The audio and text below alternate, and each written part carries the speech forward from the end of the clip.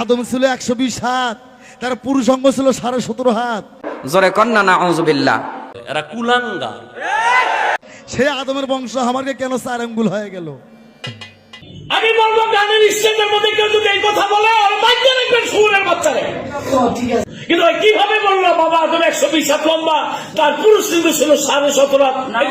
এই তো হাত বলা এই ধরনের কথা বলতে হবে বাচ্চা রাখ। আল্লাহর পক্ষে আমরা অবাঞ্ছিত ঘোষণা করলাম বান্দির বাচ্চারে। আসলে কেউ গান গাইবে না, ওর সাথে কেউ গান গাইবে না, কারণ এই শালার দল এই শালার পিটাইলে লোকের শিল্পীরা তো সেদিন আহত হইব। ঠিক। এবং ওদের জন্য আমাদের বাউল সমাজের কলঙ্কিত হচ্ছে। এরা কুলাঙ্গার। আর একটু বেশি গালি দিতে মন চায়, টুপিটা খুললে দিলাম না, আল্লাহ হেদায়েত দিক। এটি কুলাঙ্গার, এটি মুসলমান নামের কলঙ্ক। যদি আজকে উমরের যুগ থাকতো, ওকে ফাঁসির কাস্টে ঝোলানো হতো। এই জন্য আল্লাহ সুবহানাহু ওয়া তাআলা কোরআন মাজিদে ঘোষণা দিয়ে দিয়েছেন যে পৃথিবীর অধিকাংশ মানুষ ঈমান আনার পরেও মুশরিক, ঈমান আনার পরেও মুশরিক।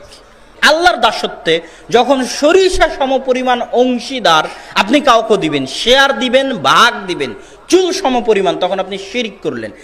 মুসলমান সে যদি ইসলামের কোনো বিষয়কে অস্বীকার করে, আল্লাহর কোনো বিধানকে নিয়ে তাচ্ছিল্য করে, ব্যঙ্গ করে, তখন সে কি হয়? কাফের হয়ে যায়। তখন সে ইসলাম থেকে খারিজ হয়ে যায়। আল্লাহর কোনো একটা বিধান আছে, সে বলে না এটা আমার কাছে যৌক্তিক মনে হয় না। আল্লাহ রাব্বুল আলামিন কোনো নির্দেশ দিয়েছে, সেটা নিয়ে তাচ্ছিল্য করে।